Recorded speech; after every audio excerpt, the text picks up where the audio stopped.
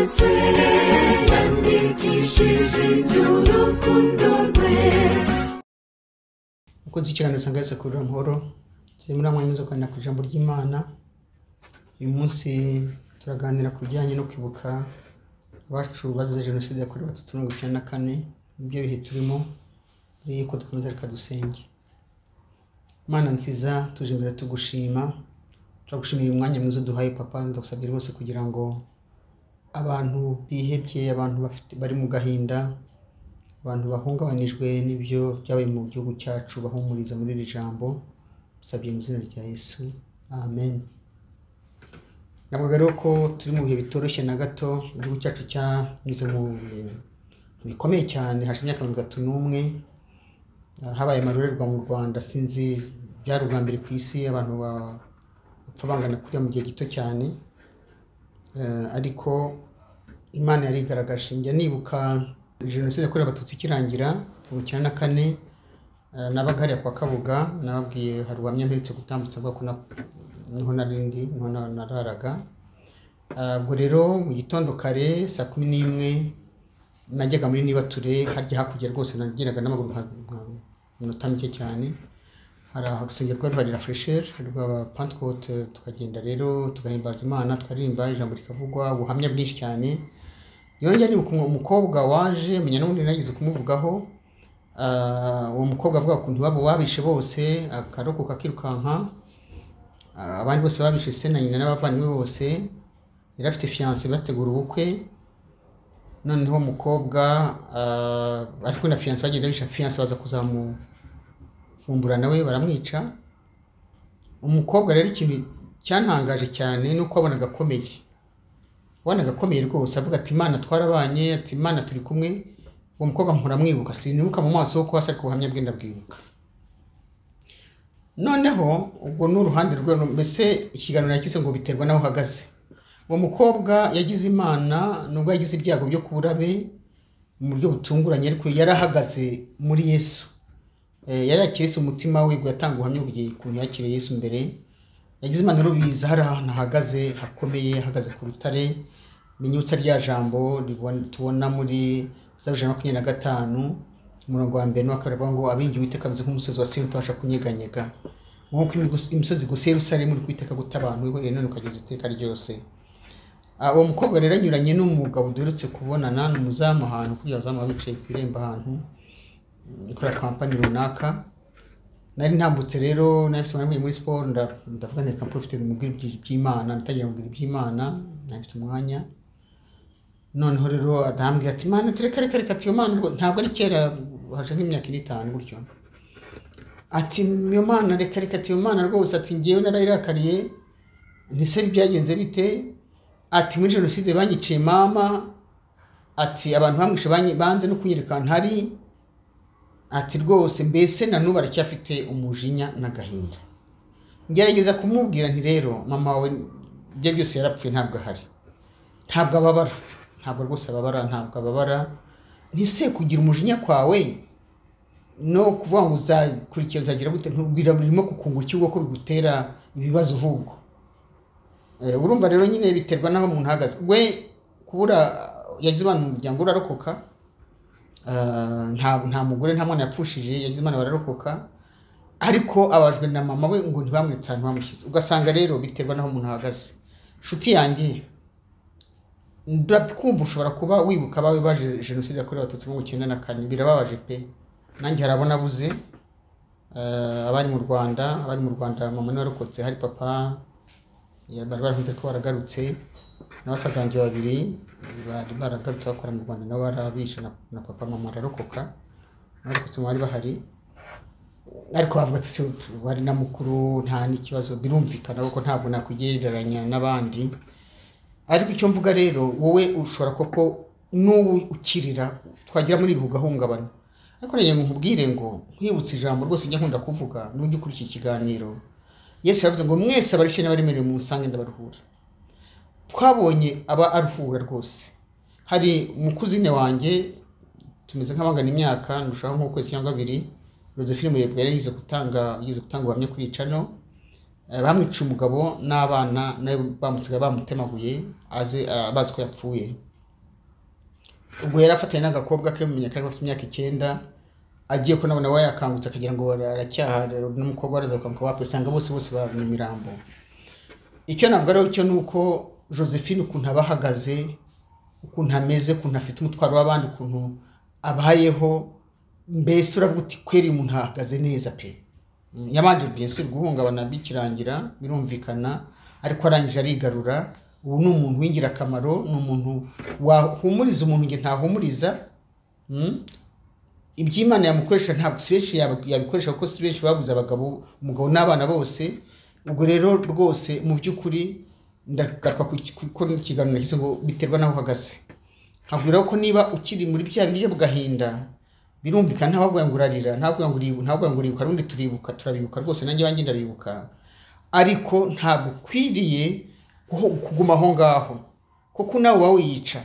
Nzi umukobwa nyuma ya jenoside rwose yakorewe Abatutsi mu 1994, yani umukobwa w'inkumi arasaga barabishe, agira umujinya wapi, nta kintu cyamuhozaga twamuri byo gusenga wapi, yarangiye yarapfuye, ntabwo yatinze yararwaye arapfa rwose, kandi ari umukobwa w'inkumi. Futo ndagira nkubwire ngo Yesu abiye ngo mwese barishina bari mu musanga ndabaruhura. Njya ntekereza ko niba Yobu ari mu gitabo cya Bibiliya, Yobu ari mu gitabo cya Bibiliya, njya nibwa Imana ishobora kubatekereza ko kwa jenoside yakorewe Abatutsi mu 1994. Koko Yobu yari umuntu, ukuntu igitabo cya Yobu gitangira ngo mu gihugu cya Usi hari umuntu witwaga Yobu, kandi uwo muntu yari umukiranutsi utunganye, wubahaga Imana akirinda ikibi. Nuko abyara abahungu 7 n'abakobwa 3, ameze neza yibacwa n'umuntu ufite simbi komeza cyane. Ariko turabona ukuntu ibyago byamugereyeho, rimwe Satani yamugiriye ishyari. Ubutunzi bwose buragenda, arangije apfusha abana be bose icyarimwe. Ariko ikintu gitangaje, Yobu yarahagaze ku rutare rwose. Yobu yari yarabonye Imana, Yobu yarazi Imana. Niyo mpamvu dusomye mu gice cya mbere cya Yobu 22, haba ngo maze Yobu ahera ko arahaguruka, ashimura umwitero we, arimoze kwita hasi harasenga. Yazi ko Imana ihari ko bisa kose. Avuga ati Imana, nubwo ubutunzi bwanjye bwose bwagiye, nubwo abana banjye bose bapfuye, abahungu n'abakobwa bose bapfiriye umunsi umwe, ariko yarazi ko Imana ihari.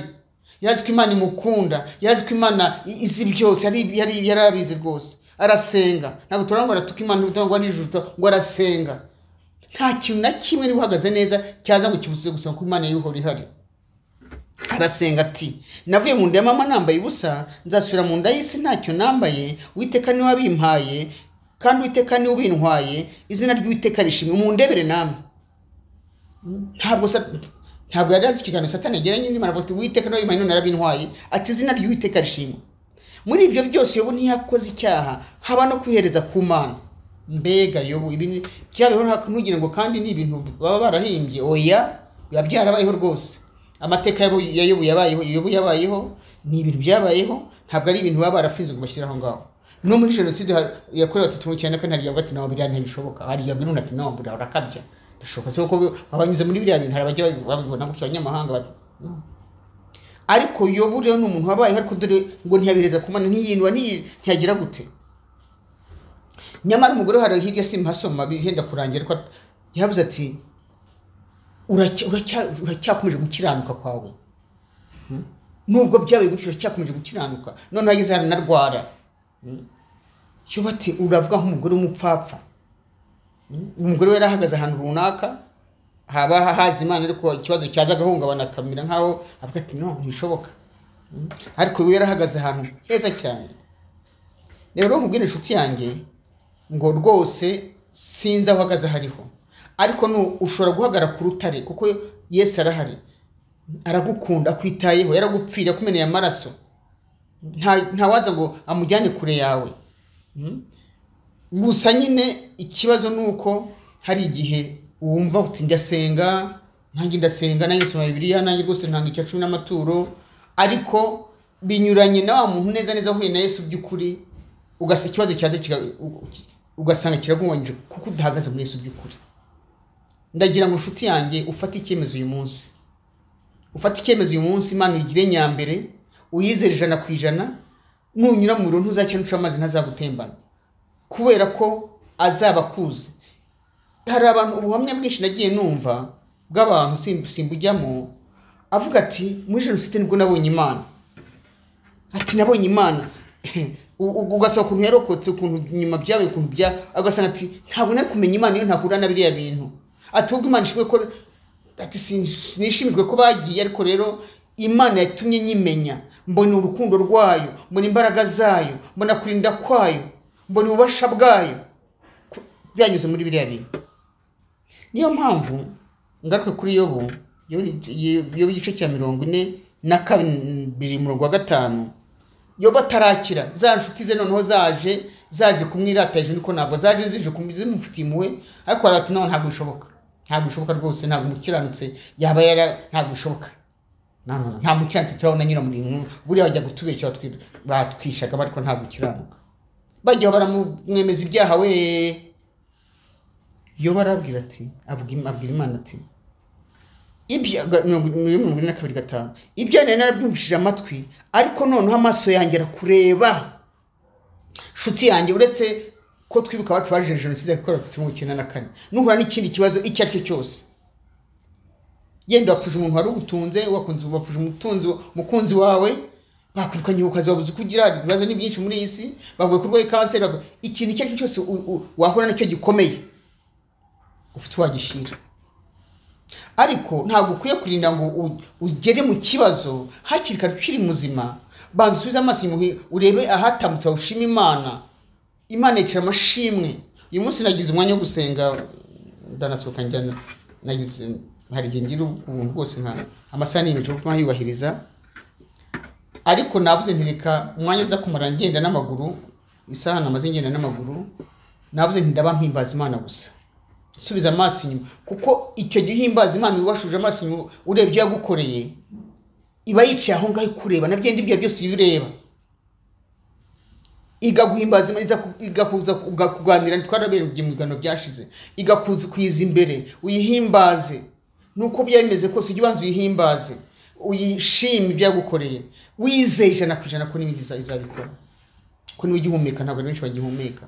Niba wagiye ukagaruka, shima Imana ko wagiye ukagaruka. Nshuti rero nagira ngo ndekeraho, cyo nakubwira cyo nuko abiringiye Uwiteka bize nk'umusozi wa Siyoni, tubasha kunyeganyega umuhorera mu iteka ryose. Abari muri Yesu baratekanye, abari muri Yesu baranezerewe uko byamera kose. Aba muri Yesu bazi ko hano ku isi n'undi si iwacu, ntabwo ku isi ari iwacu. Wacu ni mu ijuru, niho tuzaba tutarira, tutarwara, tutapfusha, tagira gute. Hagati niba duhari, ibyo tunyuramo byose Imana ibibizi, ariko menya ngo muri kuba bakureba, niba utaramvuye ngo ugende. Reka nsoreze kuri isomo tuboneka muri Zaburi igice cya 91. Reka mpasome. Haravuga ngo uba mu rwisho rw'isumba byose azahama mu gicucu gishobora byose. Wiza mu Mana ariko biryoshye bimeze neza, ngo nugira ikibazo uve mugende. Oya, azahama mu gicucu gishobora byose. Amina. Yes.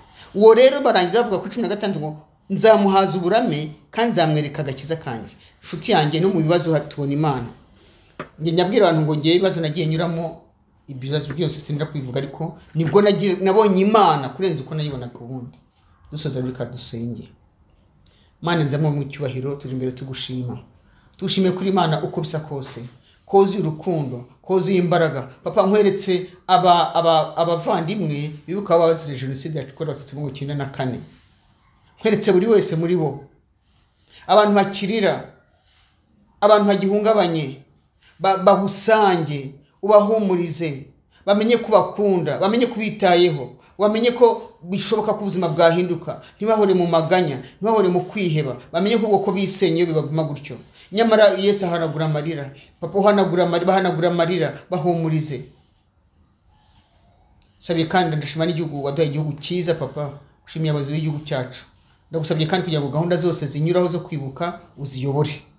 Kandi abantu bafite umutima mubi wo komeza kwicana barahari, ubahindurire rwose babone ko nta kintu cyiza, nta nyungu iri mu kwicana, nta nyungu iri mu kugira nabi, nta nyungu iri mu mutatonye ngo ugiye kumwica. Oya Papa, abana nabo ndabakweretse kugira ngo bagendere bihane, babe byaremwe bishya. Bisabye mu izina rya Yesu. Amen.